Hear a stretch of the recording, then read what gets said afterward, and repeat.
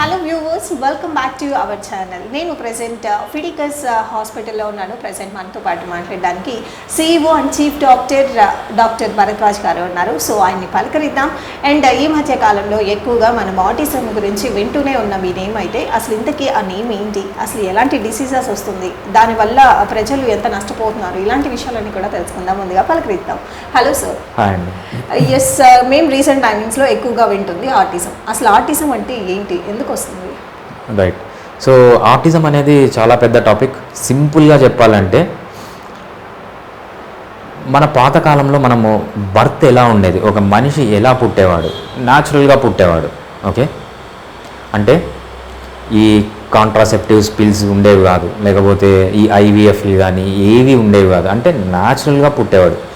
ఎప్పుడైతే ఈ బర్త్ని మనం అన్యాచురల్ చేసామో, అంటే అన్యాచురల్ అంటే ఏంటి, ఎప్పుడైతే ఆ బర్త్ టైంలో ఆ బేబీ ఇమ్యూనిటీని డిస్టర్బ్ చేసామో అది ఆటిజం కింద మారుతుంది. సో ఎలా, ఫర్ ఎగ్జాంపుల్ ఇది మదర్కి ఒక్కరికే కాదు, ఫాదర్కి కూడా వర్తిస్తుంది. ఫర్ ఎగ్జాంపుల్ పిల్లలు పుట్టేకి ముందు, అంటే కన్సీవ్ కాకముందు ఫాదర్ కన్నా కొన్ని కెమికల్స్ వాడడం. కెమికల్స్ అంటే ఏదన్నా కెమికలే, కొన్ని మెడిసిన్స్ వాడడము, లేకపోతే స్ట్రాంగ్ కెమికల్స్ వాడడము, హెయిర్ డైస్ వాడడము, ఏదన్నా కెమికల్ కన్నా ఒక ఫాదర్ బాడీలోకి ఇంట్రడ్యూస్ అయినా, లేకపోతే ప్రెగ్నెన్సీ ముందు ఒక మదర్ బాడీలోకి ఇంట్రడ్యూస్ అయినా, వాళ్ళ చేసే ఫుడ్ హ్యాబిట్స్ కానీ, వాళ్ళు ఏదైనా కాంట్రాసెప్టివ్స్ యూజ్ చేసినా, లేకపోతే యాంటీబయాటిక్ అంటే ఏంటి, మీకు యాంటీబయాటిక్ అంటే ఏంటి, మీకు ఏదైనా డిసీజ్ వస్తే ఆ డిసీజ్ ఆర్గానిజమ్స్ చంపేస్తుంది. అంటే it is interfering with your immunity. మనం వేసుకునే వ్యాక్సిన్స్ అనేవి డైరెక్ట్ ఎఫెక్ట్ ఉంటాయన్నమాట ఇమ్యూనిటీ పైన. ఏది ఇమ్యూనిటీ డిస్టర్బ్ చేసినా ఫాదర్కి కానీ మదర్కి కానీ, అంటే వీళ్ళు ప్రెగ్నెన్సీ రాకముందు, తర్వాత ప్రెగ్నెన్సీ వచ్చిన తర్వాత మదర్లో మనం చాలా మెడిసిన్స్ ఇస్తున్నాం, ప్రతి ఒక్క దానికి మెడిసిన్స్ ఇస్తాం. అసలు పుట్టడమే మెడిసిన్స్తో పుడుతున్నాం. ఏంటి, సో IVFలు అంటారు, సో ఇన్విట్రో ఫర్టిలైజేషన్లు అంటారు, ఓకే, ఆర్టిఫిషియల్ ఇన్సెమినేషన్ అంటారు, సారగేసీ అంటారు. వీటన్నిటిలో ఏం చేస్తున్నారు, అసలు ఎక్కువ కెమికల్స్ ఇస్తున్నారు. ఎక్కువ కెమికల్స్ ఇచ్చినప్పుడు ఇదేంటంటే డైరెక్ట్గా పుట్టబోయే బేబీ ఇమ్యూనిటీ పైన డిపెండ్ అయ్యి ఇమ్యూనిటీని ఎఫెక్ట్ చేస్తుంది అనమాట. పుట్టిన తర్వాత ఏం చేస్తున్నాం, మళ్ళీ మదర్ మెడిసిన్స్ తీసుకుంటే, ఎందుకు, బేబీ పుట్టిన తర్వాత ఇమ్మీడియట్గా ఆమె జాబ్కి వెళ్ళాలంటే మెడిసిన్స్ తీసుకోవాలి.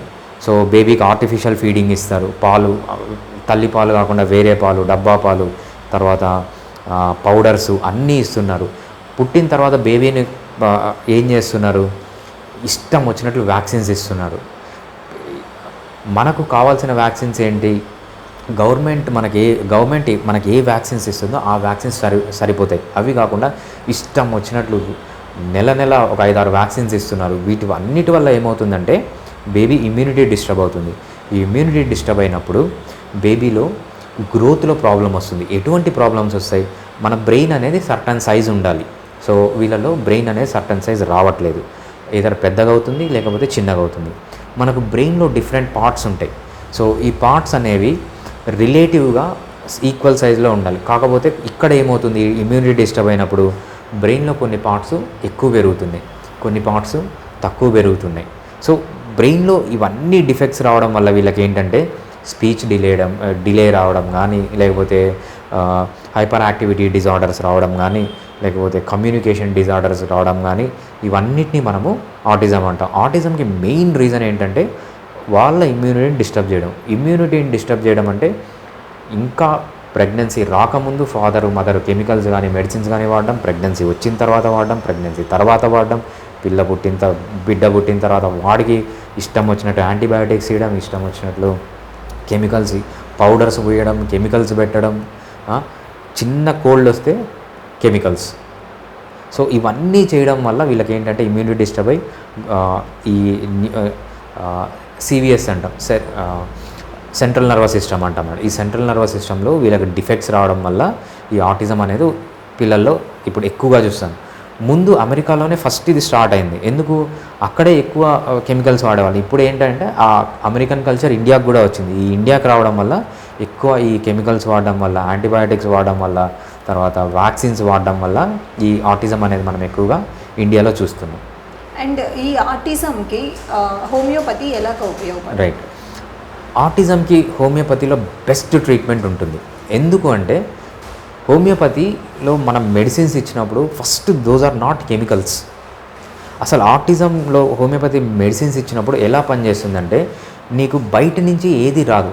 ఈ హోమియోపతి మెడిసిన్సే నీ బాడీని స్టిమ్యులేట్ చేస్తాయి. దాన్ని హార్మోసిస్ అంటాం. ఈ హార్మోసిస్ ఏంటంటే ఏదన్నా ఒక మనం హోమియోపతిలో ఇచ్చేది ఏంటంటే ఫర్ ఎగ్జాంపుల్ అలోపతి కానీ ఆయుర్వేదిక్లో కానీ తీసుకోండి, అక్కడ మెడిసిన్స్ గ్రామ్స్లో మిల్లీగ్రామ్స్లో ఉంటాయి, కానీ ఇక్కడ పైకోగ్రామ్స్లో ఉంటాయి. Few 100 to 1000 పైకోగ్రామ్స్. ఈ పైకోగ్రామ్స్ అంటే చాలా తక్కువ క్వాంటిటీ. అంత తక్కువ క్వాంటిటీలో మెడిసిన్ ఇచ్చినప్పుడు అంత సైడ్ ఎఫెక్ట్స్ ఈ మెడిసిన్స్ ఉండవన్నమాట. ఫస్ట్ అది homeopathy works on the principle of hormesis. ఈ హార్మోసిస్ ప్రిన్సిపల్ ఏం చెప్తుంది అంటే ఏదన్నా ఒక మెడిసిన్ ఆర్ ఏదన్నా ఒక కెమికల్ తీసుకున్నప్పుడు హయ్యర్ క్వాంటిటీస్లో అది ఒక హ్యూమన్ బీయింగ్ని చంపేసింది. For example snake poison higher క్వాంటిటీస్లో ఒక మనిషిని చంపేసింది. మీడియం క్వాంటిటీస్లో ఒక మనిషిని చంపదు, కాకపోతే కాలు వంకరో చెయ్యి వంకరో చేస్తుంది. అదే లోయర్ క్వాంటిటీస్లో ఇచ్చినప్పుడు అది ఎక్సలెంట్ మెడిసిన్గా పనిచేస్తుంది.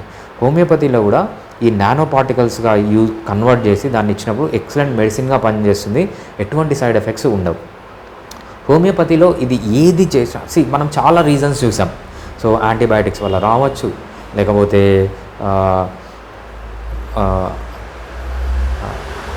హార్మోన్స్ వల్ల మదర్ ఫాదర్ తీసుకున్న హార్మోన్స్ వల్ల రావచ్చు, లేకపోతే మనం ఏమన్నాం దాన్ని వ్యాక్సిన్స్ వల్ల రావచ్చు. సో ఏది రీజన్ ఉన్నా హోమియోపతిలో ఎక్సలెంట్ మెడిసిన్స్ ఉన్నాయి దీన్ని కౌంట్రాక్ట్ చేయడానికి. వ్యాక్సిన్స్ వల్ల వచ్చిందా, వీ హ్యావ్ మెడిసిన్స్. యాంటీబయాటిక్స్ వల్ల వచ్చిందా, వీ హ్యావ్ మెడిసిన్స్. హార్మోన్స్ వల్ల వచ్చిందా, వీ హ్యావ్ మెడిసిన్స్. సో ఈ హార్మోనల్ ఎఫెక్ట్స్ని కానీ ఈ అనస్థీషియా పుట్టేటప్పుడు సిజేరియన్ చేస్తారు. సిజేరియన్ చేసేటప్పుడు ఏంటి అనస్థీషియా ఇస్తారు. సో అనస్థీషియా అనేది కెమికల్. సో ఈ అనస్థీషియాని యాంటీడోట్ చేయడానికి కానీ, లేకపోతే ఈ వ్యాక్సిన్స్ని యాంటీడోట్ చేయడానికి కానీ, ఈ యాంటీబయాటిక్స్ని యాంటీడోట్ చేయడానికి కానీ, హార్మోన్స్ని యాంటీడోట్ చేయడానికి కానీ హోమియోపతిలో ఎక్సలెంట్ మెడిసిన్స్ ఉన్నాయి. ఎప్పుడైతే దాన్ని యాంటీడోట్ చేస్తామో ఈ బ్రెయిన్లో ఉన్న ప్యాథాలజీ స్లోగా ఆ మనిషిలో రివర్స్ అవుతుంది. ఇదే కాకుండా కాన్స్టిట్యూషనల్ ట్రీట్మెంట్ అని ఉంటుంది. ఈ కాన్స్టిట్యూషనల్ ట్రీట్మెంట్ అంటే ఏంటంటే ప్రతి ఒక్క మనిషికి 3 చేంజెస్ ఉంటాయి బాడీలో. ఒకటి సైకలాజికల్ లెవెల్, అంటే వాడి ప్రవర్తనలో ఒక చేంజ్ ఉంటుంది. తర్వాత ఫిజికల్గా అంటే ఎంత హైట్ ఉన్నాడు, ఎంత వెయిట్ ఉన్నాడు, బ్రెయిన్లో ఏ పార్ట్ కరెక్ట్ సైజ్ ఉందా లేదా, ఏదన్నా పార్ట్ ఎక్కువ పెరిగిందా అంటే ఫిజికల్ లెవెల్లో. ఇంకోటి ఫిజియలాజికల్ లెవెల్లో ఫంక్షన్. సో వీడి డైజెషన్ సరిగ్గా ఉందా లేదా, వీడి కాగ్నిషన్ సరిగ్గా ఉందా లేదా. సో ఇవన్నీ functional plane, physical plane, psychological plane అంటాం. ఈ ప్లేన్లో ఏవైతే సిమ్టమ్స్ ఉంటాయో ఆ సిమ్టమ్స్ అన్నీ తీసుకొని వాడికి కాన్స్టిట్యూషనల్ మెడిసిన్ ఇస్తామో స్లోగా రికవర్ అవుతుంది. ఈ రికవరీ అనేది over a period of time జరుగుతుంది, వితౌట్ సైడ్ ఎఫెక్ట్స్ జరుగుతుంది. మనం ఏది ఇచ్చినా యాంటీడోట్ చేసుకొని ఈ ఆటిజం నుంచి పిల్లల్ని చాలా బాగా రికవర్ చేయొచ్చు అనమాట. ఈ రికవరీ అనేది కూడా ఎంత త్వరగా ట్రీట్మెంట్ స్టార్ట్ చేస్తే హోమియోపతిక్ ట్రీట్మెంట్ రికవరీ అనేది అంత ఎక్సలెంట్గా వితౌట్ సైడ్ ఎఫెక్ట్స్ మనకు ఆటిజం కేసులో చూడొచ్చు. అండ్ జనరల్గా ఈ హోమియోపతి నుంచి ఆటిజం రికవరీకి ఎంత టైం పడుతుంది హోమియోపతి మెడిసిన్స్? ఆటిజం అనేది మనము it depends on the case. So autism అనేది మనం ఒక స్పెక్ట్రమ్ అంటాం అనమాట. మైల్డ్ ఆటిజం అంటే ఏంటి? సింపుల్ ఎగ్జాంపుల్ చెప్పాలంటే ఒక బేబీ మనం మాట్లాడేటప్పుడు మనతో ఐ కాంటాక్ట్ మెయింటైన్ చేయడం, వినవన్నీ కామన్గా, అది మైల్డ్ ఆటిజం. సివియర్ ఆటిజం అంటే మన పక్కన వాళ్ళని అసలు మనం ఏం చెప్తున్నామో వాళ్ళకి అర్థం కాదు, వాళ్ళు ఏం చెప్తున్నారో మనకు అర్థం కాదు, వాళ్ళ లోకంలో వాళ్ళు ఉంటారు. సో ఇవన్నీ ఇదేంటంటే severe autism. So mild autism అనేది త్వరగా రికవర్ అవుతుంది, సివియర్ ఆటిజం అనేది టైం పడుతుంది. కొంతమందిలో సివియర్ ఆటిజం కూడా ఫాస్ట్గా రికవర్ కావచ్చు, కొంతమందిలో స్లోగా రికవర్ కావచ్చు. సో దీంట్లో చాలా ఫ్యాక్టర్స్ ఉంటాయి. తల్లి తండ్రి ఎఫెక్ట్ అనే వాళ్ళ ప్రయత్నం అనేది ఆటిజం కేసులో చాలా ఇంపార్టెంట్. ఎందుకంటే బేబీని కంటిన్యూస్గా ఎంగేజ్ చేయాలి. వాళ్ళు ఎలా ఎంగేజ్ చేస్తున్నారు, బేబీ ఎలా రియాక్ట్ అవుతున్నాడు, సో అసలు కరెక్ట్ కాజ్ దొరికిందా లేదా మనకు, సో ఎందువల్ల వచ్చింది, చాలా ఫ్యాక్టర్స్ అనమాట. ఆటిజం అనేది ఒక రోజులోనో 2 రోజులోనో over a period of time, maybe baby పెరిగే కొద్దీ over a period of 5 years 6 years కన్నా మీరు రెగ్యులర్గా మెడిసిన్ వాడితే there is high chance that autism స్పెక్ట్రమ్లో హయ్యర్ ఎండ్ లేకుండా మనము ఆ బేబీని లోయర్ ఎండ్లోకి తీసుకొని రావడం, ఒక్కొక్కసారి కంప్లీట్గా క్యూర్ చేయడం అనేది కూడా జరుగుతుంది. It depends on various factors. And homeopathy medicines వల్ల ఇన్ఫెక్షన్స్ కానీ అలాంటివి ఏమీ రావు. జనరల్ మెడిసిన్స్ అంటే ఎక్కువ తీసుకుంటే హెల్త్కి ఇష్యూస్ అలాంటివి వస్తాయి, బట్ హోమియోపతి ద్వారా రాదా? రైట్. మెయిన్గా ఏంటంటే మనము జనరల్గా మెడిసిన్స్ తీసుకున్నప్పుడు ఇంగ్లీష్ మెడిసిన్స్ అంటారు, లేకపోతే అలోపతిక్ మెడిసిన్స్ అంటారు. వీటిలో ప్రాబ్లం ఏమొస్తుందంటే హయ్యర్ క్వాంటిటీస్లో ఇస్తాం. మనం ఏది తీసుకున్నా గ్రామ్స్ మిల్లీగ్రామ్స్ అంటాం, కానీ హోమియోపతిలో పైకోగ్రామ్స్ అంటే చాలా తక్కువ. అంత తక్కువ క్వాంటిటీలో ఇచ్చినప్పుడు సైడ్ ఎఫెక్ట్స్ అనేవి ఉండవు. సో అలోపతిలో మనకి ఎటువంటి సైడ్ ఎఫెక్ట్స్ వస్తాయి? ఫర్ ఎగ్జాంపుల్ థైరాయిడ్ కేసు తీసుకోండి. థైరాయిడ్లో ఏం చేస్తారంటే, ఫర్ ఎగ్జాంపుల్ హషిమోటోస్ హైపోథైరాయిడ్ అంటాం, ఆటో ఇమ్యూన్ డిజార్డర్. అది థైరాయిడ్ గ్లాండ్ని చంపేస్తుంది. ఫర్ ఎగ్జాంపుల్ 100% థైరాయిడ్ గ్లాండ్ను ఈ హషిమోటోస్ హైపోథైరాయిడ్ 50% చంపేసింది అనుకోండి, 50% యాక్టివ్గా ఉంటుంది. ఈ అలోపతిలో ఏం చేస్తారంటే బయట నుంచి హార్మోన్స్ ఇస్తారు. అప్పుడు ఏమవుతుంది, ఈ 50% బతుకున్న దానికి కూడా వర్క్ లేదు కదా, నువ్వు బయట నుంచే హార్మోన్స్ ఇచ్చేస్తున్నావు. సో ఈ 50% కూడా చచ్చిపోయి 0% అయిపోతుంది. కానీ హోమియోపతిలో ఏం చేస్తామంటే బయట నుంచి నీకు హార్మోన్ ఇయ్యం, మళ్ళీ ఈ థైరాయిడ్ గ్లాండ్ని యాక్టివేట్ చేస్తాం అనమాట. అంటే దానికి ప్రొడ్యూస్ అయ్యే యాంటీబాడీస్ కానీ ఇవన్నీ తీసేసినప్పుడు ఈ 50% ఉన్న థైరాయిడ్ గ్లాండ్ మళ్ళీ 60 వస్తుంది, 70 వస్తుంది, 80 వస్తుంది, 90, కొంతమందికి ఫుల్గా రికవర్ అవుతుంది.